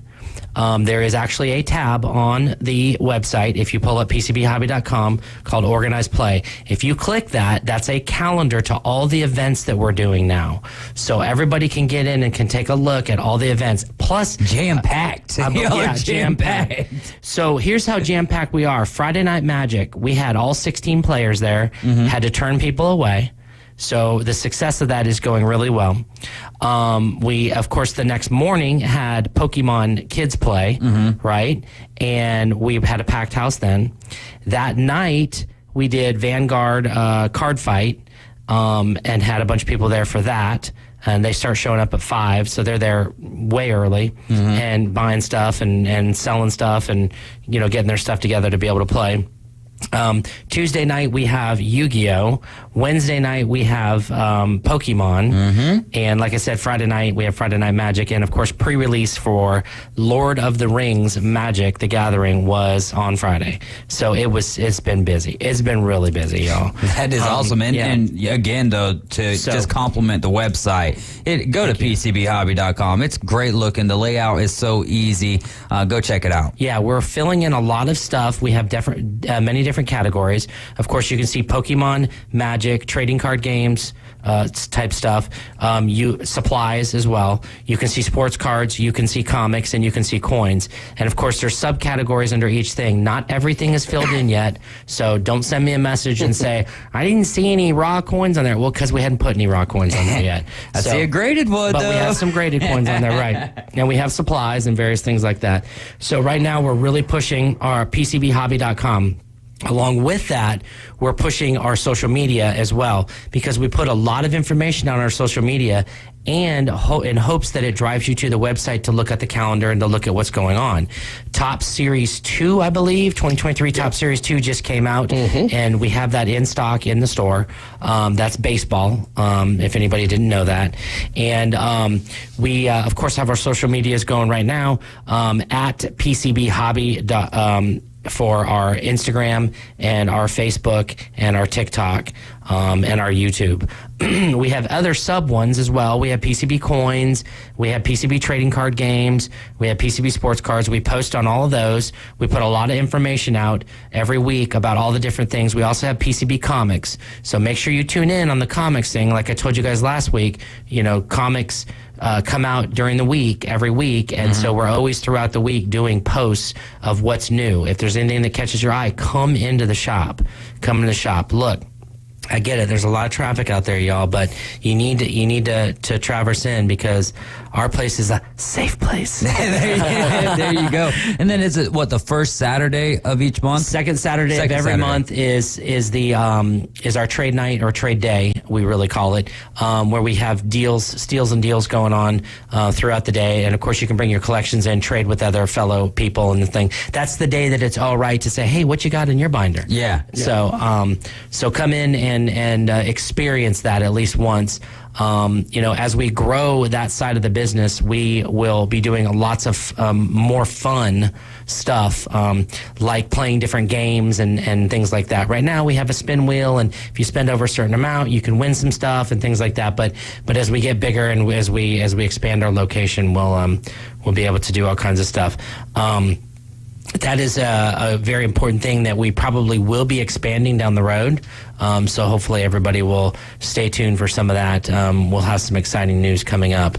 But anyways, it's been going really good and been really busy. And like I said, the kids' Pokemon play was this Saturday, and that was a pretty good success too. We had a lot of people come in for that. That is awesome, man, because, the kids are probably getting their parents. If they're not, getting them involved playing it, they're at least teaching them the lingo. Yeah. Oh, no doubt.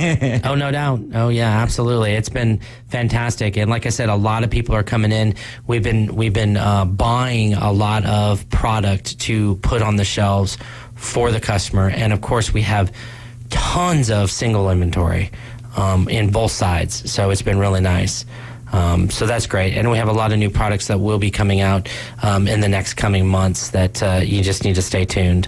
The new product, basketball, Bowman U, I believe. Who's the big player in that everyone's looking for? So these are the first cards out of Victor Wembanyama. Oh, boy. And first live autographs. And So yeah, it's a big deal, but it also features Caitlin Clark from Iowa. That's really awesome. Neat. Bowman, yeah. Her stuff is selling very big, and so Top's getting back into the game because they have collegiate licenses, and over on the football side, they're locking up people to exclusive deals. There is no word yet on whether or not they have Victor on an exclusive autograph deal, so that tells me it's not done yet because they would be all over announcing that.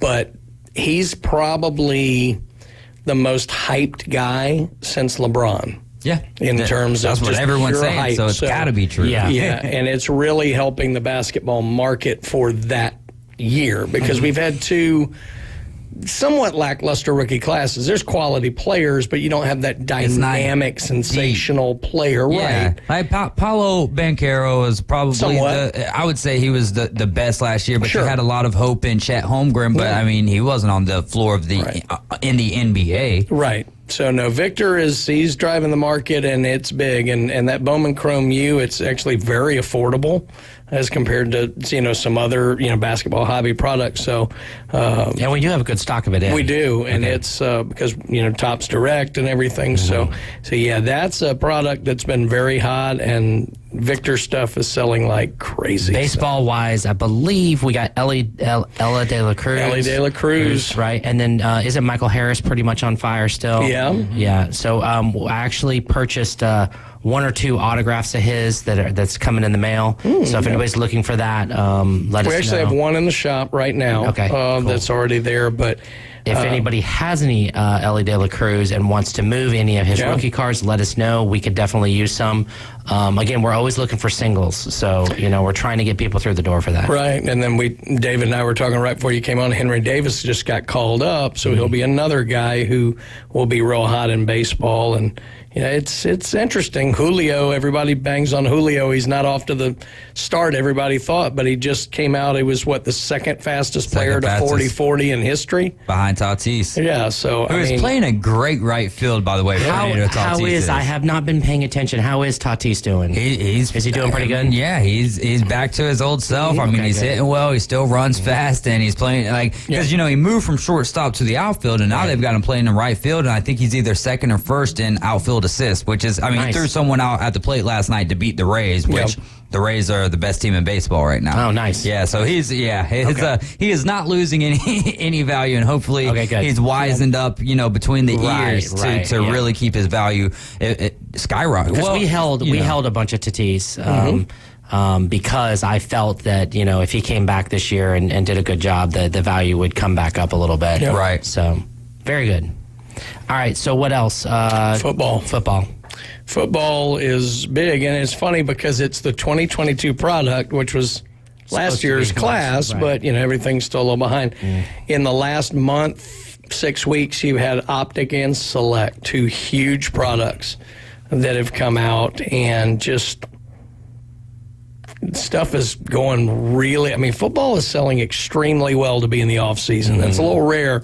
That is. But there's so much anticipation because now, even from last year's class, which was not seen as quarterback heavy, you're going to have four guys, well, theoretically four. Brock Purdy would be one, but Kenny Pickett's going to start. Brock Purdy will probably be starting very soon. Desmond Ritter's going to start in Atlanta, and Sam Howell's going to start in Washington.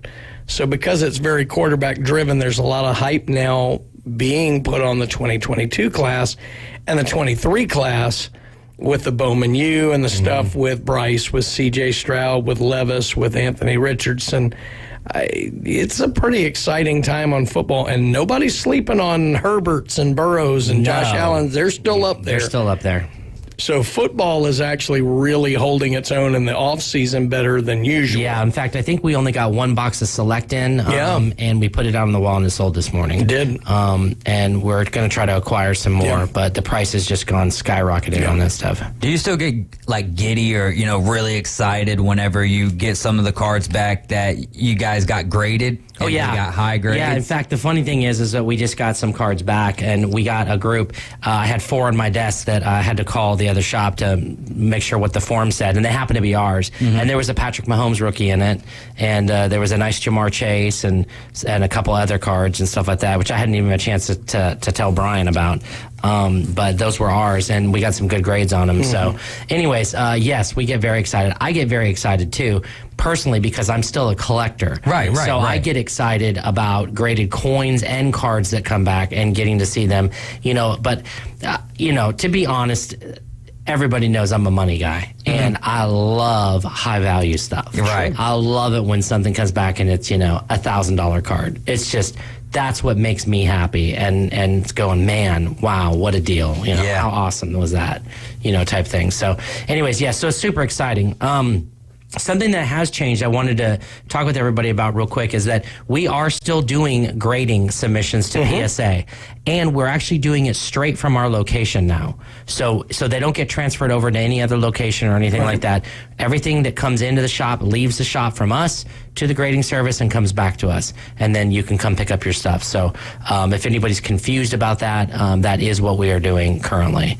And we have updated our sheet, so all the prices are on our sheet. When you actually sign it and put your cards down, you'll know what you're paying. Nice. That's very advantageous for the customer. And then there's not as many steps that they have to take. You go to PCB Hobby, you shop around a little bit, sign some paperwork, get that thing sent off, and then come back, buy some more stuff from PCB Hobby when you're picking up your card. Yeah, it's just important to remember that PCBHobby.com is going to be a huge part of our business, and we really suggest that everybody goes on there and at least peruses for a little while to get an idea of what we've got going on and what type of products that we sell. And now, can you go to PCBHobby.com and submit? You cannot submit your cards on PCBHobby.com yet.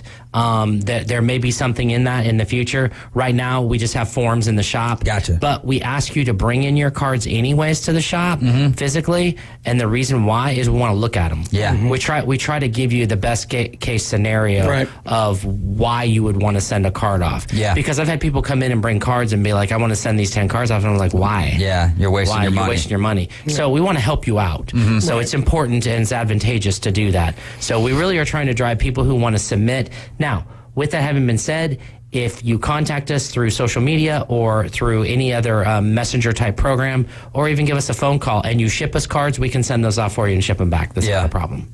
How close is your, all right, let's go to coins for this one. So you get a coin and it's not graded or anything, and you're going to send it off to be graded. Yeah.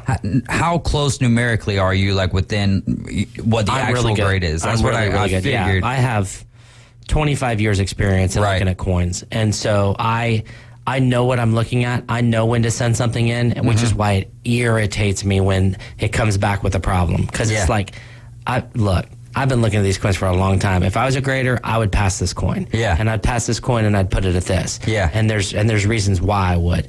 But I'm not in PCGS and NGC shoes. Remember, they have population reports, just like sports cards. Right. PSA has the same thing.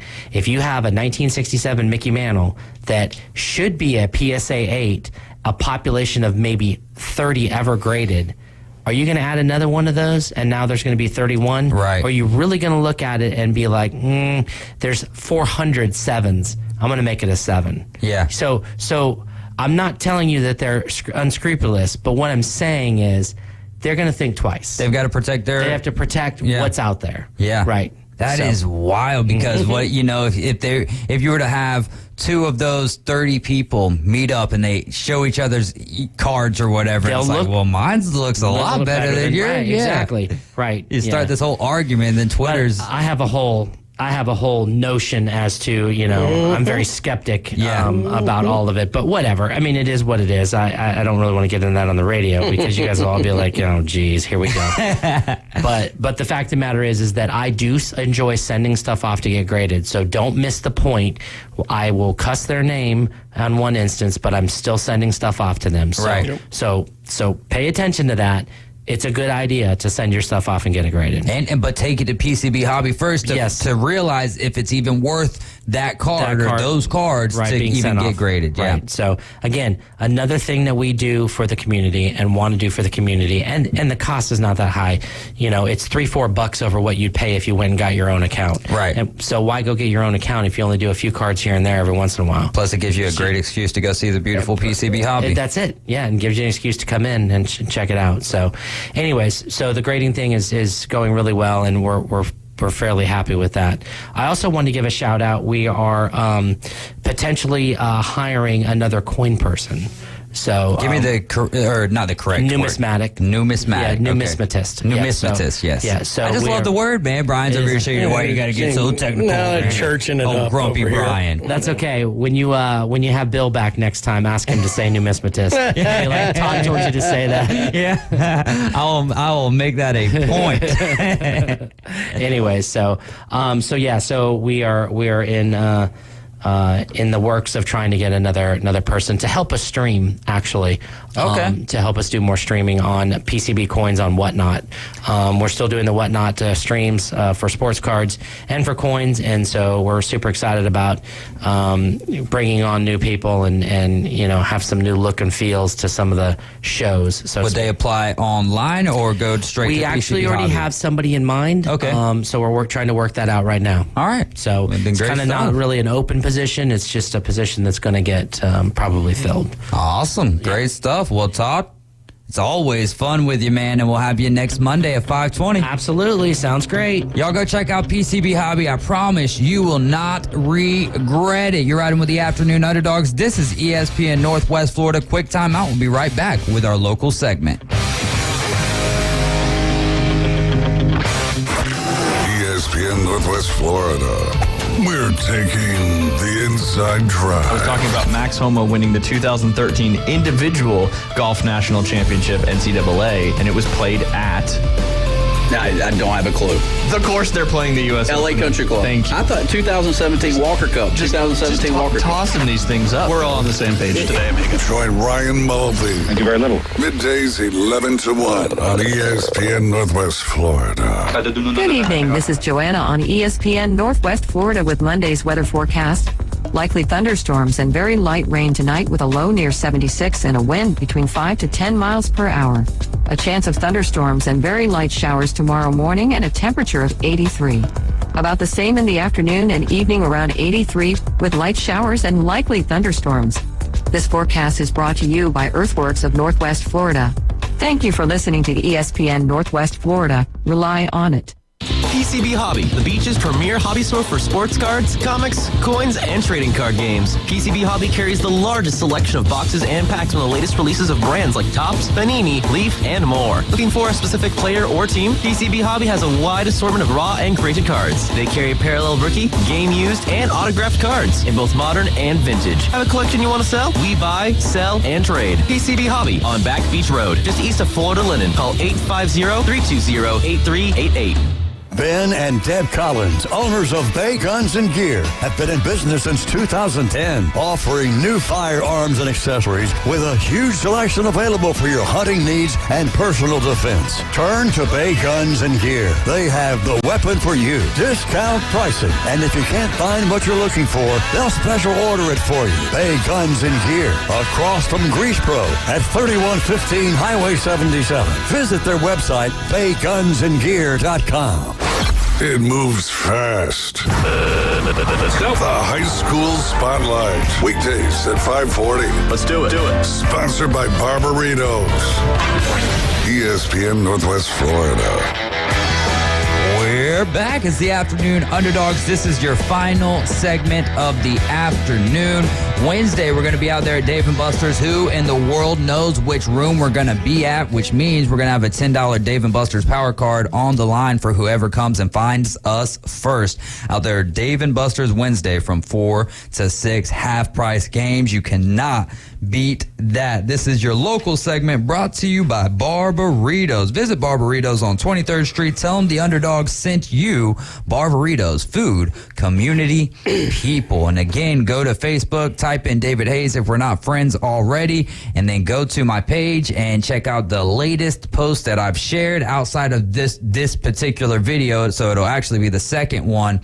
And just follow that link there. It'll take you to a Google form, and we're voting for sports movies here. So we've got all the matchups in there. It's 32 different matchups, and whoever wins is going to be up to you. Results of round one will be announced Wednesday, 4:20 out there at Dave & Buster's, and then we'll give out the matchups for round 2, which should be a lot of fun. Paxton High School's hired Carson Laster as the new head softball coach. The Bobcats last year went for a record of 12-8. Laster's been coaching in the Panhandle for now 20 years. He spent the last 4 years coaching basketball and softball at Walton High, and before that, he was at Bethlehem coaching for 14 years. Character, heart, attitude, motivation, and pride. That is an acronym for CHAMP. The nationally renowned CHAMP Camp is returning to the Panhandle for its 14th year next week. Campbellton native and Las Vegas Raiders assistant GM Anthony Champ Kelly started the camp, and it was first held in Graceville in 2010. Since then, the camp has grown exponentially, and it's been held in 6 different states now, and they expect over 250 kids from the ages of 10 to 18 to participate in this year's Champ Camp right here in Panama City. It's going to be returning to Bay High at Tommy Oliver Stadium Friday, June 23rd, and then it will run through Saturday, June 24th. You're riding with the Afternoon Underdogs. This is ESPN Northwest Florida. Again, the Mosley Passing Academy, which will be tomorrow, June 20th. They also have the 28th, I believe it is. 2 more dates here in the month of June. And it's going to be from 6:30 to 7:30. It costs you $20 a session. We're looking for quarterbacks, wide receivers, and running backs, and 6th, 7th, and 8th graders. So if you've got a middle schooler there and you want them to get a leg up in their passing game, take them to the Mosley Passing Academy at the Mosley Practice Field. Head coach Tommy Joe Whidden runs that. All right, I had a couple of questions that I took away. I really wish, or not really wish, but I wanted to get Todd's take on one of these as well. But what's a card? I was going to say card or collectible coin, anything like that. But what's a card out there or a piece of memorabilia here that makes you scratch your head as to why it's so popular?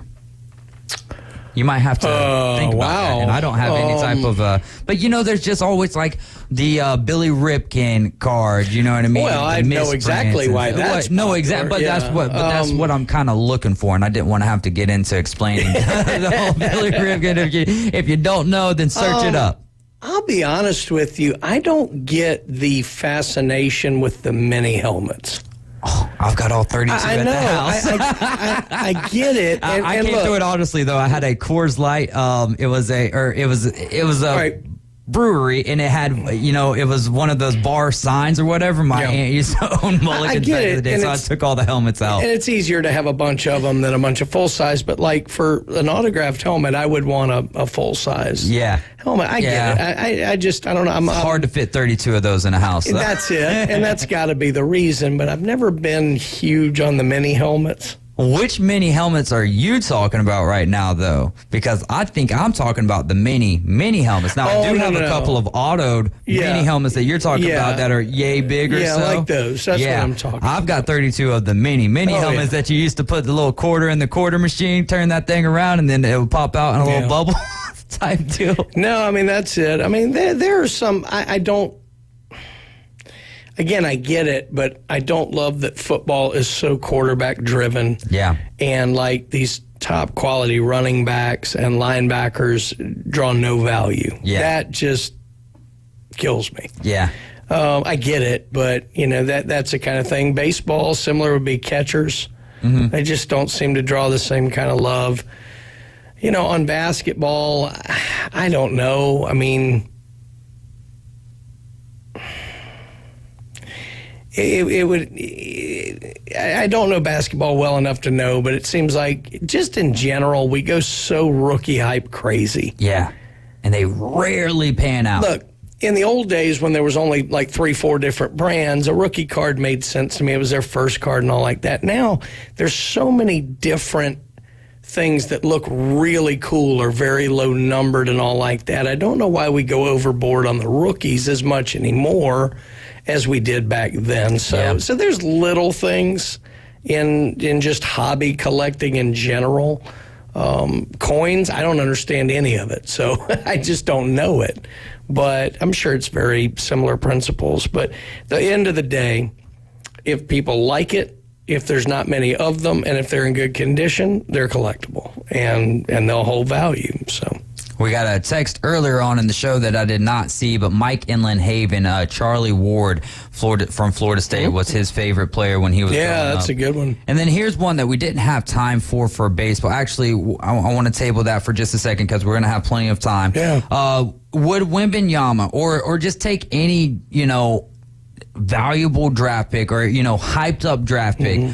So with Wembanyama, let's say that he's going to go to the worst franchise and not just record speaking, but let's say he's going to the Washington Wizards. Right. Would he be more valuable? Forget his play or anything like that. The hype is there, all of that good stuff. Is Wembanyama's card, his collectibles, more valuable as a San Antonio Spur or a LA Laker rather than a Washington Wizard or, someone of that caliber? Toronto Raptors, which is higher than the Wizards, but for sake of the argument. It's a great point that may not apply to Wembanyama because he's such a unicorn. I think he would hold the same power regardless. I think for his career, it's wonderful that he's going to San Antonio. I mean, he was thrilled because they've got the French connection with Parker and guys like that, and Pop is nuts, but he's a great coach, and so I think that one works out. To your point about markets, yes. Guys who are in L.A. or New York or Chicago, not even Chicago as much, L.A. and New York do better. Yeah. Because there's more shine on them. Do you know who Bradley Beal is? Yeah. Okay, all right, so you do know who Bradley Beal is. I do. Do you think that his level of stardom, even though he's going to be on a team with Kevin Durant and Devin Booker, like him going from Washington, where I would say a lot of just not everyday NBA fans are like, who is this Bradley Beal guy? And they don't even, look at the huge contract that he had and everything like that. All right, so perfect example. Let me tell you what's going to happen out of this trade. All right. Bradley Beal's stock will go up. CP3, Shamet, those guys is going to go down. CP3s will go down? I think so. Wow. I really think so. He's not going to be with the Wizards, I don't think. I think they're going to buy his contract out and send him to a contender. He may not be, but here's why I say that. So Bradley Beal has been somewhat under the radar of the lay fan, but now he's going to a contender. And he could be the last piece of that contender. So there's hype around that. By the same extension, Washington is not seen as a team that's really going anywhere. I'll give you a perfect example. Donovan Mitchell, when he went to Cleveland, it's a low market. I mean, the only time it was half a big market is when LeBron was like, how do you go from Utah to Cleveland and get noticed even less? Right. and Donovan Mitchell is a great player, but he could have went to the Knicks. He does not do much in the hobby because he's lost. Yeah. Matherin at Indiana. Yeah. It's a similar kind of situation. So the market does matter, certainly in the majors. I mean, if you're on the Yankees, it matters. If you're on the Dodgers, wild about Indiana matters. too, because of how big of a sport basketball is in the state of Indiana, and the fact that the Pacers have, they've gotten close, but never got that championship. It's just eluded them. And man, you would think that you go to Indiana and like your stock would be up because your fans just in that area are going to be ravishing. But at the end of the day, it doesn't really matter about the regional fans if you're not getting the national exposure. Yeah, football is the only one that's maybe a little different because the NFL is the NFL. NFL and like Joe Burrow's in Cincinnati, but it's a perfect story. He's an Ohio guy. The teams that compete tend to turn over a little more in football. You don't seem to have, other than the Patriots over the last 20 years, you have a lot of turnover of the big teams. So I don't know, but it's an interesting question to ponder. But yes, the market does matter. I'll give you an example with Victor. The guys who were Spurs rookies this past year, their stuff's all going up because of the thought of Victor coming in. So, do you think there's any way in the world Popovich would be like, you know what, there's too much hype around that. I'm going to go with Scoot or Brandon Miller? Less than zero chance. Okay, good. No, good. There's no way. I think it benefits Wembanyama that he's going to be going to the Spurs and Coach Popovich as well. Yeah, I 100% agree. And look, Victor Wembanyama may not end up being the next big thing. I mean, he's a little frail. There's a lot to worry about. But there is no way as a prospect you can pass on him because this guy's upside is generational. He may not make it. Yeah. He may be like Chet and he may be brittle. He may be like Greg Oden and just break down. I don't think so. Yeah. And honestly, I think playing in Europe helps those guys, but We'll see, but you cannot pass on him as a prospect. I think if he was his playing, upside is light years past the rest of this draft. I think if he was playing in Spain, yeah, you can make the argument that it helps. But the French league is one like the. It's a little more passive. Yeah, There's exactly. no doubt. But at the end of the day, you know, we're talking about a teenager essentially. Mm-hmm. So, you know, I can't rather, because I'm the one who just, I don't believe all the hype. Like, it's almost like too good to be true type stuff. Sure. And of course he can have the skill set, but there's the biggest thing, who's one of the comparisons I heard on the Dan Patrick, Ralph Sampson? Oh, Ralph very Sampson, good rather? comparison. Right. 7'4", yeah. could do everything with the basketball. But what at a time hampered when his those career? guys didn't. He was brittle. Exactly. And look, everybody who comes into the NBA in the last 20 years, maybe short of Zion Williamson, had to bulk up coming into the NBA. And Zion needed to bulk down. Yeah, he did. That's true. But but so I don't think Victor is alone in that. And there's going to be a contingent of people who, for their own reasons, are kind of rooting for him to fail, if you will, because they don't like the hype wagon. Yeah. There's no way you can pass on this guy. I don't think that I'm rooting for him to fail. No, there are people who will. Yeah, no, 100%. It's just more of those that I've been there, done that, got the T-shirt type thing, and just like seen this over and over again, because everyone last year, you know, wasn't even talking really about Wembanyama. They were talking about Chet Holmgren and like what. And I'm like, guys, like, the kid was good, but they didn't even, like, they had Drew Timme and Chet, and you know what I mean? Yeah. So it's, and again, basketball is a team game, but when you've got two studs, that's almost half your team. No doubt. And then there are guys who do fly under the radar. I mean, Jokic went, 41st? Yeah, 41st. A lot of people weren't that high on Walker Kessler. He had a wonderful year out in Utah. Yeah, he did. Jabari Smith really did not have a very good year. Now, granted, he's with the most dysfunctional organization probably in the NBA right now. But that's who I shouldn't have said the Raptors earlier. I should have said the Wizards and the Rockets. Yeah, the Rockets, exactly. So I don't know. I mean, it's you know, I don't follow basketball like I used to, but what I've seen of Wembanyama, he could be a Ben Simmons. I mean, he could be that kind of guy who is that talented, who never does it. Oh. But, man, he could be a totally different game, but he could be a Duncan. Yeah. Look at the 3 times that the Spurs have drafted first overall in recent times. We're not Duncan going, and now Wembanyama. We're not going back to Artis Gilmore or anything, but even that one was a good hit.